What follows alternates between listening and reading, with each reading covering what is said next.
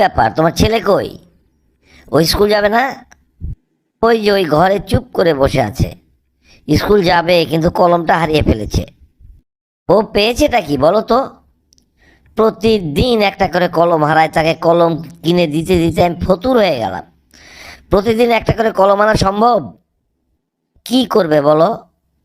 অত ভালো ছাত্র, অত ভালো ছেলে, না হয় একটু কলম হারিয়েই ফেললো, তাই বলে কি কলম দিতে হবে না?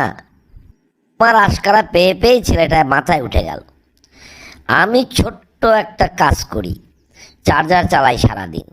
সারাদিনে যে টাকা ইনকাম করি তা যদি ওর কলম কিনতেই শেষ হয়ে যায়, তাহলে আমি বাড়ি চালাবো কিভাবে? দেখো, এবার কিন্তু আমার মাথাটা গরম করে দিলে। অত ভালো ছেলে এক কলমের জন্য অত গালি দেয়? মানুষের বাবারা ছেলেদেরকে কত কি দিচ্ছে, আর তুমি এক কলম কিনে দিতে অস্থির। তুমি ছেলেকে পড়াবে কিভাবে? ও, কলম না হয় কিনে দিলাম, কিন্তু এইরকম হারাতে হারাতে ওই কলমের জন্য একদিন এমন বিপদে পড়বে, পরীক্ষার হলে দেখবে কলম নাই, তখন কি হবে? মুখ দিয়ে যা আসে তাই বলো না। ও এত বড় হয়েছে, পরীক্ষার হলে আর কলম থাকবে না। যাও, 1 ডজন কলম এনে দাও, যাতে আর কলম হারালেও আর কলমের কষ্ট না থাকে। তো গাছে ধরে, তাই না? তুমি বললে আর আমি ওকে একটা কলম 1 ডজন এনে দিয়ে দিলাম। একটা কলম দিচ্ছি, কলম যেন আমার না হারায়, ওকে ভালো করে বলে দিও। আর আমার সাথে ওকে স্কুল যেতে বলো। এ মাহিন, তুই একেবারে ক্লাসের শেষে এসে ঢুকলি, তোর ব্যাপারটা কি বলতো? না স্যার, গতকাল আব্বু যে কলমটা কিনে দিয়েছিল, কলমটা আমি হারিয়ে ফেলেছি। এই জন্য আব্বু খুব বকাঝকা করছিল, আর এই জন্যই আব্বু স্কুলে এসে আমাকে নামিয়ে দিয়ে গেল। এত বড় হয়েছিস, এত উপরে ক্লাসে পড়িস, আর সামান্য কলমটাই দেখে শুনে রাখতে পারিস না? এরপর থেকে যেন শুনি না যে তুই আর কলম হারিয়েছিস।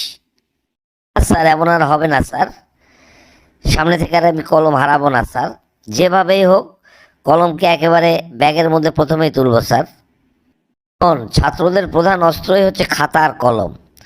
কোনো দিন জানি আমি আর না শুনি যে তুই কলম হারিয়েছিস বা খাতা হারিয়েছিস। তাহলে ঠিক আছে, এখন পড়ায় মনোযোগী হ। মাহিন, তুই বসে আছিস কেন?